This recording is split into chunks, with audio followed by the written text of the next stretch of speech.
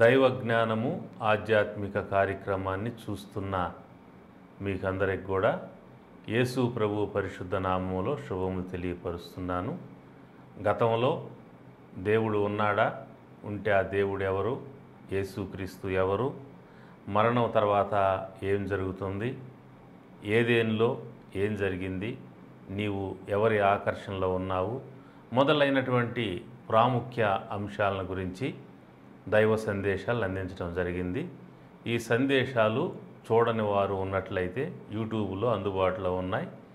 చూచి దేవుని యొక్క దీవెనలు పొందాల్సిందిగా మీ అందరినీ కూడా ప్రేమతో కోరుతూ ఉన్నాను. మరి ఈ రోజున ఎవరిని పూజించాలి అనేటువంటి అంశాన్ని గురించి బైబిల్ ఏం చెప్తుంది అనేటువంటిది మీకు తెలియజేయడం జరుగుతుంది. కాబట్టి ప్రతి ఒక్కరూ ఈ యొక్క సందేశాన్ని జాగ్రత్తగా ఆలకించాల్సిందిగా కోరుతూ ఉన్నాను. ఇది చాలా ఉపయోగకరమైనటువంటి సమాచారం ఈ సందేశంలో ఉంటుంది. కాబట్టి ప్రతి ఒక్కరూ ఈ సందేశాన్ని వినండి.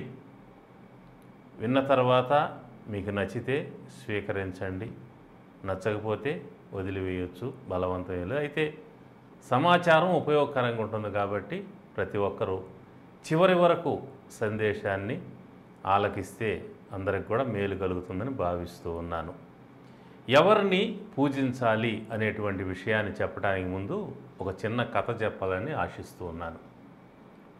ఒక ఊరిలో ఒక గొప్ప ఐశ్వర్యవంతుడు ఉన్నాడు. ఆయనకు విస్తారమైనటువంటి స్థలాలు ఉన్నాయి, పొలాలు ఉన్నాయి, అనేక నివాసాలు ఉన్నాయి, చాలా ధనం ఉంది ఆయనకి. ఆయన ఒక రోజున దూర ప్రాంతం ప్రయాణమై వెళ్తూ ఉన్న సమయంలో త్రోవ పక్కన ఒక చిన్న పిల్లవాడు చెత్తలో పడేసినటువంటి రొట్టె ముక్కలు ఏరుకొని తింటూ ఆయన కంట పడ్డాడు. ఆయన వెంటనే తన వాహనాన్ని ఆపు చేయించి ఆ చిన్న పిల్లవాడి దగ్గరికి వెళ్ళి వాడిని చూశాడు. వాడు చెత్తలో పడవేసినటువంటి ఆ యొక్క రొట్టె ముక్కలను, మిగతా ఆహార పదార్థాలను ఏరుకొని తింటూ ఉన్నాడు. వాడి యందు ఆయనకి చాలా జాలి కలిగింది. ఆ పిల్లవాడికి ఒక మంచి భవిష్యత్తు ఇవ్వాలని ఆయన ఆశపడ్డాడు. వాడిని తీసుకొని తన కారులో ఎక్కించుకొని తన ఇంటికి తీసుకొని వెళ్ళాడు. చక్కగా వాడికి ఎయిర్ కటింగ్ చేయించి, స్నానం చేయించి, నూతన వస్త్రాలు ధరింపజేసి, మంచి భోజన పదార్థాలతో వాడికి భోజనం పెట్టాడు. వాడు ఆ విధంగా తింటూ ఉంటే చూసి సంతోషించాడు. ఆ తర్వాత తనకు చాలా నివాసాలు ఉన్నాయి కదా అని వానికి ఒక నివాసాన్ని ఇచ్చాడు. అందులో వాడికి కావాల్సినటువంటి బెడ్ అయితేనేమి, మరి మిగతా ఫెసిలిటీస్ అయితేనేమి, ఏసీ అయితే అన్నీ అరేంజ్ చేశాడు. ఒక కారు కూడా ఆ పిల్లవాడి కోసం అరేంజ్ చేశాడు. డ్రైవర్ని, పని మనుషులను అందరిని అరేంజ్ చేశాడు. వాడికి డబ్బు కూడా, చాలా డబ్బు వాడికి ఇవ్వటం జరిగింది. ఒకసారి ఆ పిల్లవాడు ఏం చేస్తున్నాడని కొంతకాలం తర్వాత ఆ పిల్లవాడిని చూడటానికి ఆ ఐశ్వర్యవంతుడు ఆ పిల్లవాడు ఉండే ఇంటికి వెళ్ళాడు. ఆ రాత్రి అక్కడ ఉన్నాడు. పిల్లవాడితో పాటు ఉదయాన్నే ఆయన లేచాడు. లేచిన తర్వాత ఈ పిల్లవాడు ఉదయం లేవగానే ఏం చేస్తున్నాడంటే, తనకు ఆ ఐశ్వర్యవంతుడు ఇచ్చినటువంటి డబల్ కాటుకి దండం పెడుతున్నాడు, అంటే నమస్కారం చేస్తున్నాడు. డబల్ కాటు వైపు తిరిగి నమస్కారం చేస్తున్నాడు. ఆ తర్వాత పొరుపుకు నమస్కారం చేశాడు.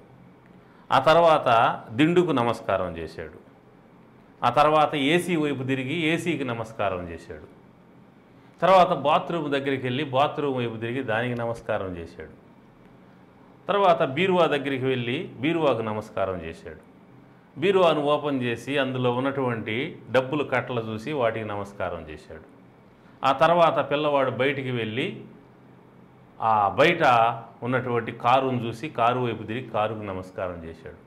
తర్వాత ఇంటి వైపు తిరిగి ఇంటికి నమస్కారం చేశాడు. కానీ తనకు ఇవన్నీ ఇచ్చినటువంటి ఆయన్ని మాత్రము ఆ పిల్లవాడు పట్టించుకోలేదు. గమనించారా?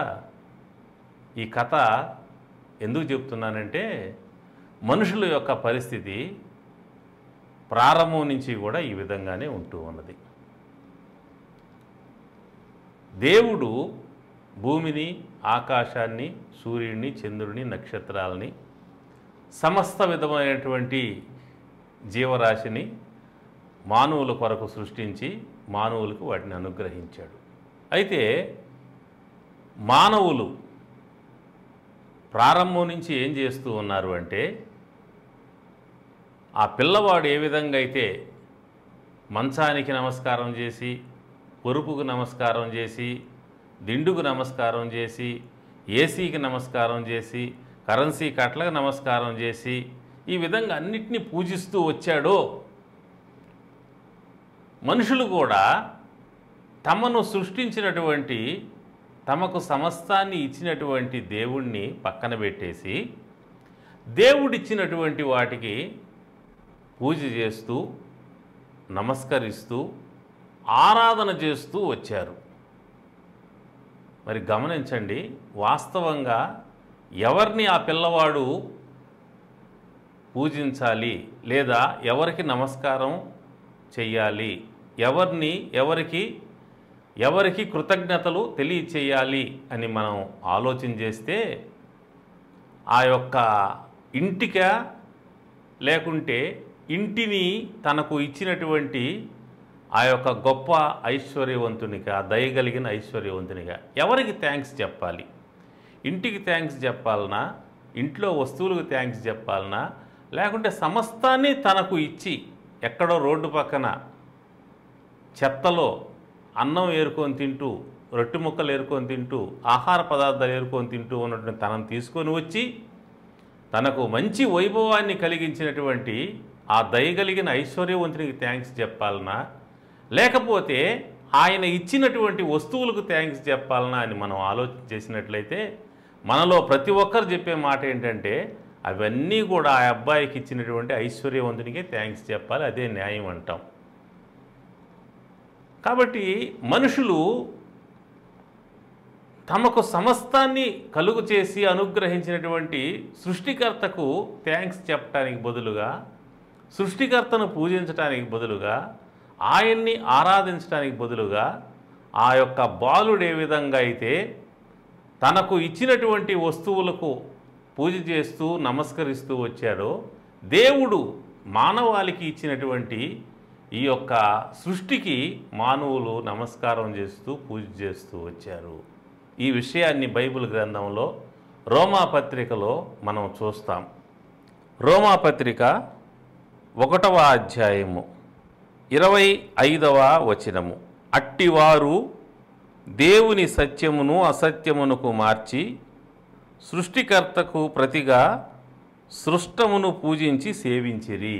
సృష్టికర్తకు ప్రతిగా బదులుగా ఎవరిని పూజించారు, ఎవరిని సేవించారు అనగా సృష్టమును అనగా సృష్టిని, సృష్టిలో ఉన్నటువంటి జీవరాశిని మనుషులు పూజించి సేవించారు.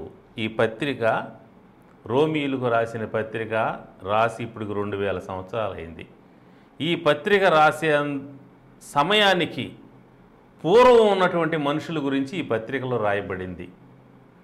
అనగా 2000 సంవత్సరాల కంటే పూర్వం ఉన్నటువంటి మనుషులు, ఆనాటి ఈజిప్టు నాగరికత అయితేనేమి, గ్రీకు నాగరికత అయితేనేమి, రోమా నాగరికత అయితేనేమి, వీటన్నిటిలో కూడా ఉన్నటువంటి మనుషులు ఏం చేశారు అనగా, ఆ పిల్లవాడు ఏం చేశాడో అదే పని వాళ్ళు చేశారు.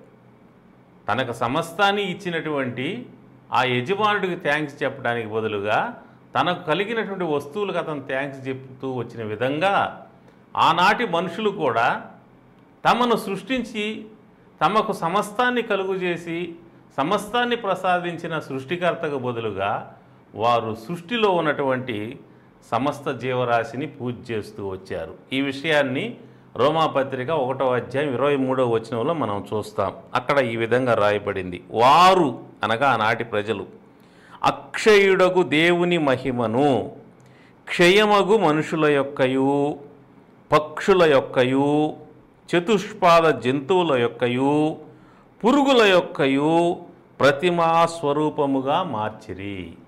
అంటే ఆనాటి మనుషులు ఏం చేశారు?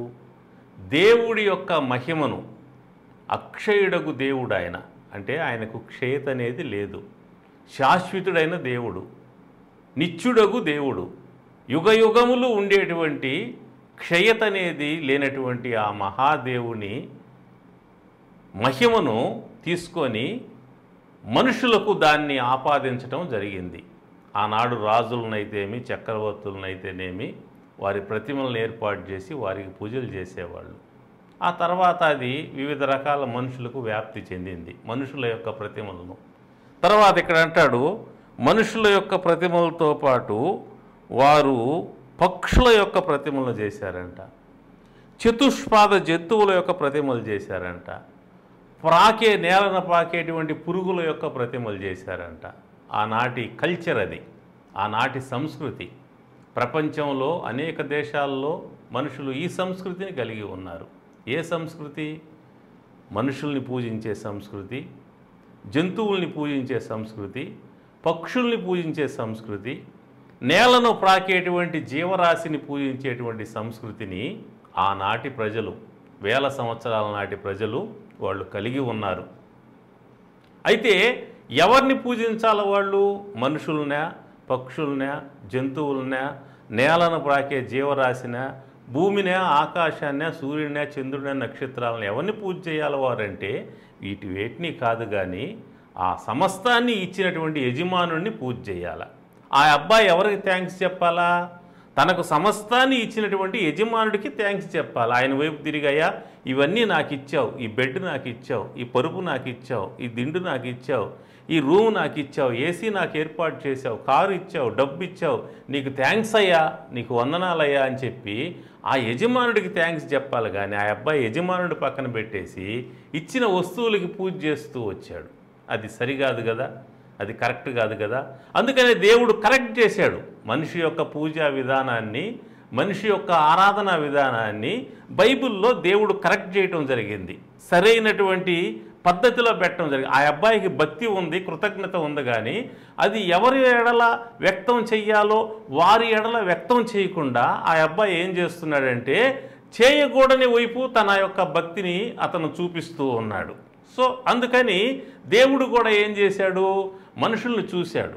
మనుషులను చూసినప్పుడు వారందరూ కూడా ఈ విధమైనటువంటి ఆరాధనలో ఉన్నారు.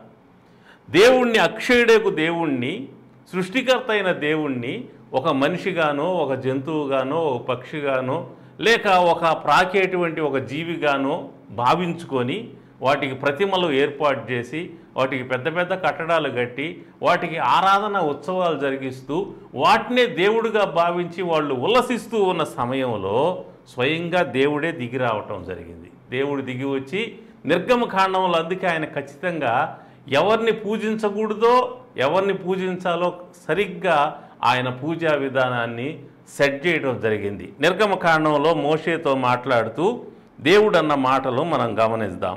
నిర్గమకాండము 20వ అధ్యాయము 1వ వచనం నుంచి చదువుతాను. దేవుడు ఈ ఆజ్ఞని వివరించి చెప్పాను. నీ దేవుడైన యెహోవాను నేనే దాసుల గృహమైన ఐగుప్తు దేశం నుంచి వెలుపలకు రప్పించింది. నేను తప్ప వేరొక దేవుడు నీకు ఉండకూడదు. పైన ఆకాశం అందే కానీ, కింద భూమి అందే కానీ, భూమి కింద నీళ్ల అందే కానీ ఉండు దేని రూపమునైనా విగ్రహమైనా నువ్వు చేసుకొనకూడదు, వాటికి సాగిలి పడకూడదు, వాటిని పూజింపకూడదు. వాటిని చేసుకోకూడదు, వాటికి సాగిలి పడకూడదు, వాటిని పూజింపకూడదని ఆనాడే, అంటే ఇప్పుడు 3500 సంవత్సరాలకు పూర్వమే దేవుడు దిగి వచ్చి మోషేకు ఆజ్ఞ ఇవ్వటం జరిగింది. ఇశ్రాయేల్ జాతికి ఆజ్ఞ ఇవ్వటం జరిగింది. మనిషి ఎవరిని పూజించాలో ఎవరిని పూజించకూడదు. మీ దేవుడైన యెహోవాను నేనే, అంటే మిమ్మల్ని కలుగు చేసిన దేవుడిని నేనే. ఇప్పుడు గమనించండి, ఒక బిడ్డ ఉన్నాడు. ఆ బిడ్డ మరి గాడిద దగ్గరికి వెళ్ళి గాడిద వైపు చూసి గాడిదను డాడీ అని పిలిచాడు అనుకోండి, డాడీకి ఎలా ఉంటుంది? గుర్రం దగ్గరికి వెళ్ళి గుర్రాన్ని డాడీ అన్నాడు, ఏనుగు దగ్గరికి వెళ్ళి ఏనుగుని డాడీ అన్నాడు, ఎదురింటోని డాడీ అన్నాడు, పక్కింటోని డాడీ అన్నాడు, వెనకింటోని డాడీ అన్నాడు. ఇప్పుడు అసలు డాడీకి ఎట్లుంటుంది? అసలు తండ్రికి ఎలా ఉంటుంది? వాడు పిల్లవాడు, ఎవరిని డాడీ అన్నాలో తెలియదు.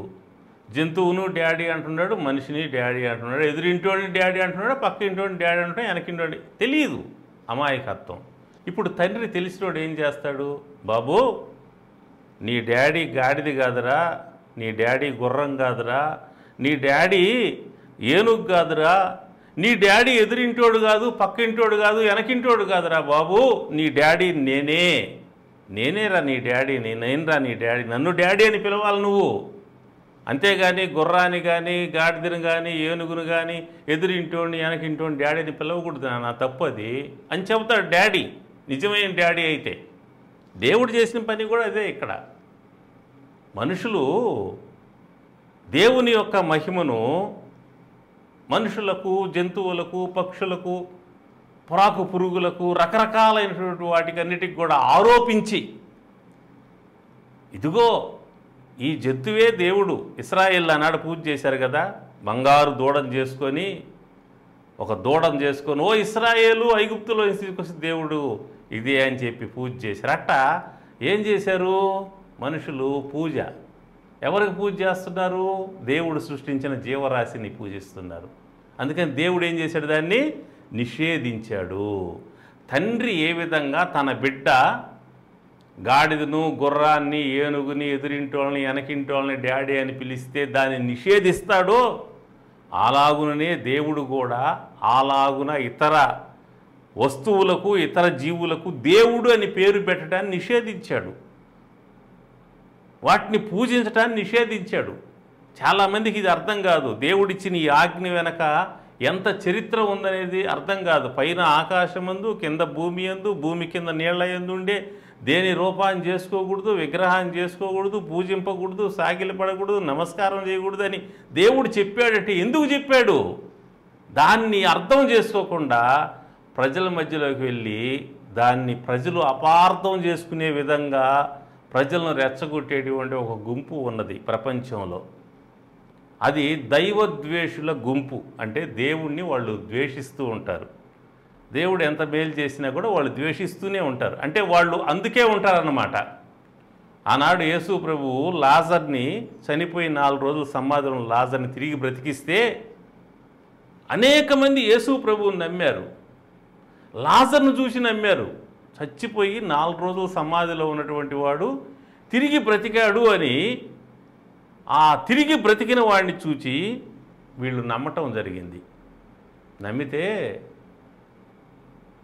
ఈ ఇంకొక గుంపు ఉంది పక్కన, మత నాయకుల గుంపు, ప్రధాన యాజకుల గుంపు. వారేం చేశారంటే చూడండి, నేను ఆ వాక్యం చూపిస్తా. యోహాను సువార్తలో ఉంది.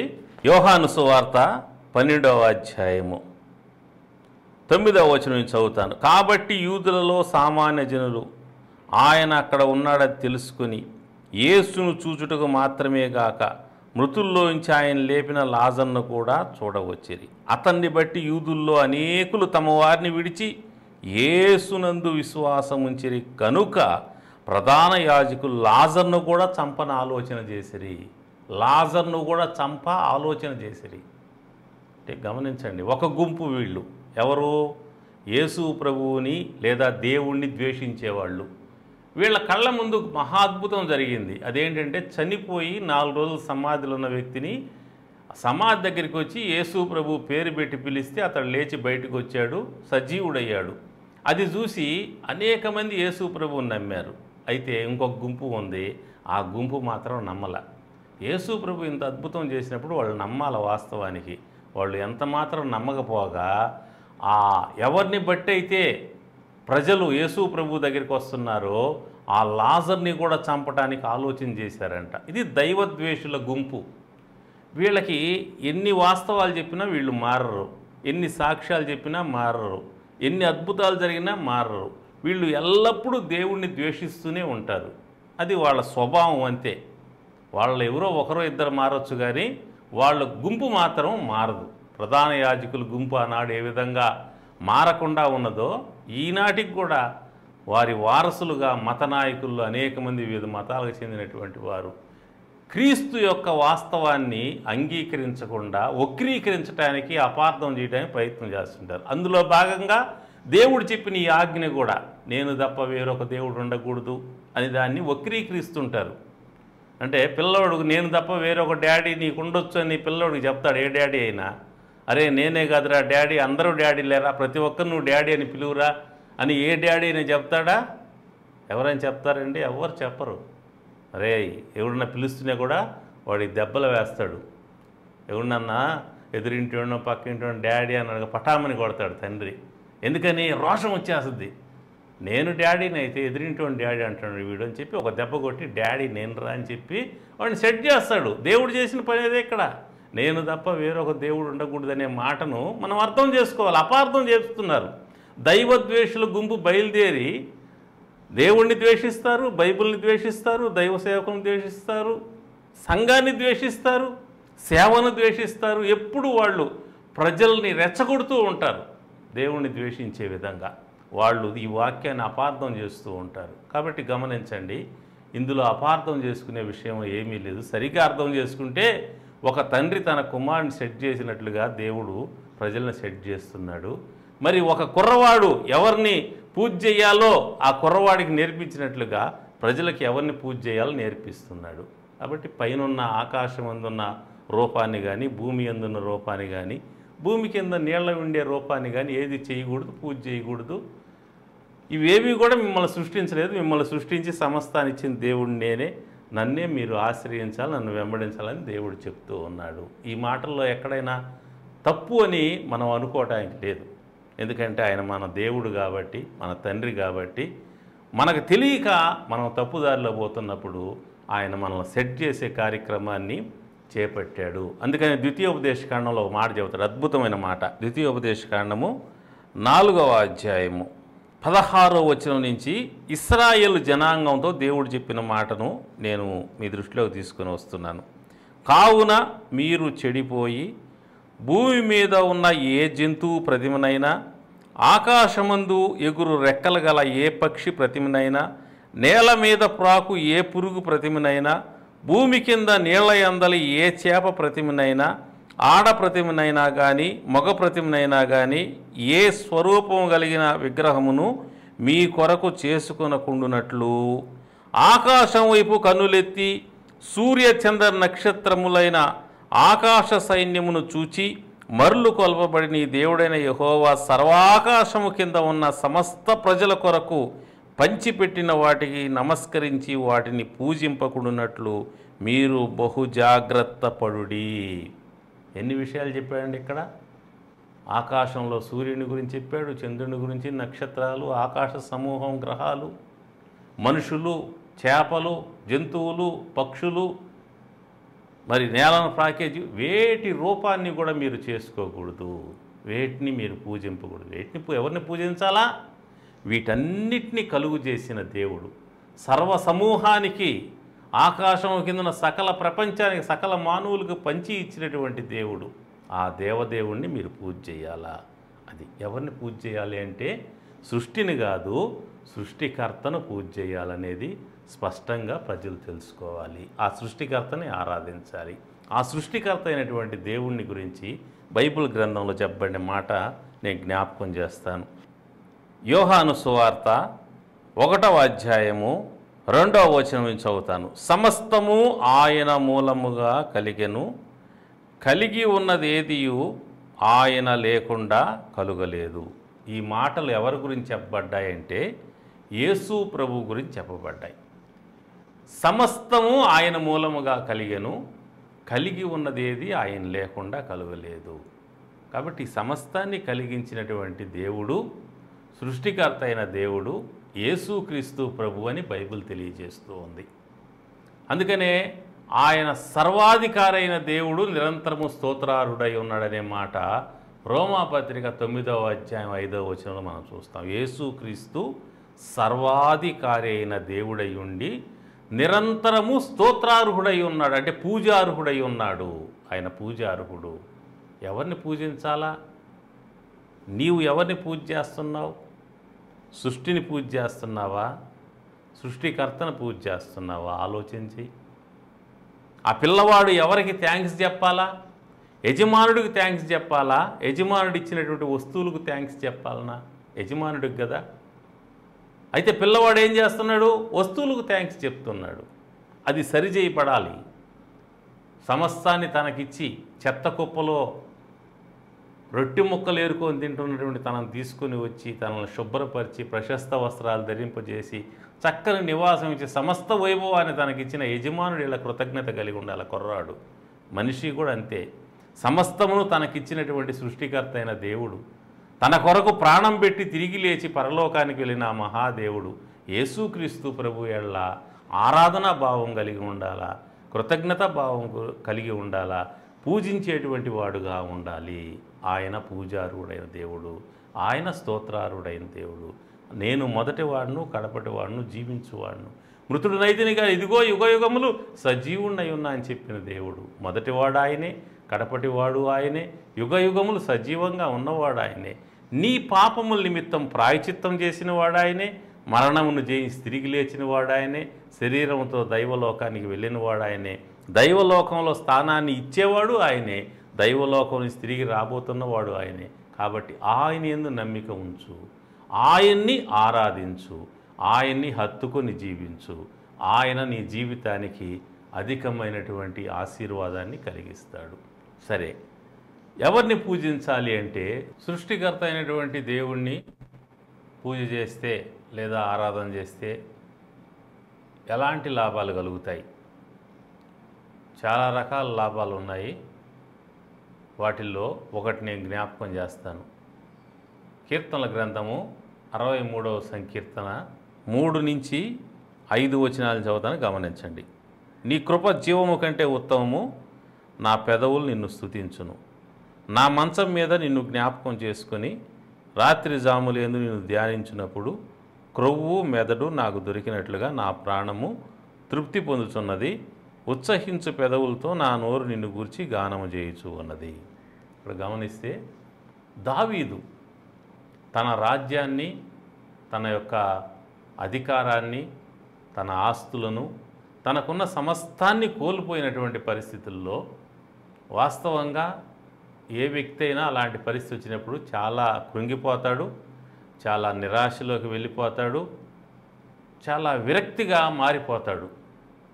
అలాంటి పరిస్థితుల్లో దావీదు సృష్టికర్త అయినటువంటి దేవుణ్ణి జ్ఞాపకం చేసుకొని ప్రభువుని స్తుతిస్తున్నాడు లేదా పూజిస్తున్నాడు. ఆయన జ్ఞాపకం చేసుకుంటున్నాడు, ఆయన ధ్యానిస్తున్నాడు, ఆయన స్తుతిస్తున్నాడు. ఈ యొక్క 3వ వచనంలో అంటాడు, నా పెదవులు నిన్ను స్తుతించును అంటాడు. 4వ వచనంలో అంటాడు, నా మంచం మీద నిన్ను జ్ఞాపకం చేసుకొని రాత్రి జాములే నిన్ను ధ్యానించినప్పుడు అంటాడు. చూడండి, 3 విషయాలు ఇక్కడ ఉన్నాయి. ఒకటి, ఆయన స్తుతిస్తున్నాడు. 2, దేవుణ్ణి జ్ఞాపకం చేసుకుంటున్నాడు. 3, దేవుణ్ణి ధ్యానం చేస్తున్నాడు. దేవుణ్ణి జ్ఞాపకం చేసుకోవటం, దేవుణ్ణి ధ్యానించటం, దేవుణ్ణి స్తుతించటం, 3 పనులు ఇక్కడ చేస్తున్నాడు. ఇలాంటి పరిస్థితుల్లో తన సమస్తాన్ని తాను పోగొట్టుకొని ఒంటరివాడైపోయిన పరిస్థితుల్లో, మరి అలాంటి పరిస్థితుల్లో దేవుని వైపు తిరిగి దేవుని గొప్పతనాన్ని జ్ఞాపకం చేసుకుంటున్నాడు. దేవుని మహాశక్తిని గురించి ధ్యానం చేస్తూ ఉన్నాడు. అలా ధ్యానం చేస్తూ దేవుణ్ణి ఆరాధన చేస్తూ ఉన్నప్పుడు ఆయన జీవితంలో గొప్ప తృప్తి కలిగిందని సాక్ష్యం చెప్తున్నాడు. ఇక్కడ అంటాడు కదా 5వ వచనంలో, క్రొవ్వు మెదడు దొరికినట్లు నా ప్రాణం తృప్తి పొందుతున్నది. ఉత్సహించు పెదవులతో నా నోరు నిన్ను గూర్చి గానము చేయుచున్నది. నా ప్రాణము తృప్తి పొందుతున్నది, నా నోరు గానము చేయుచున్నది అనే మాట అంటాడు.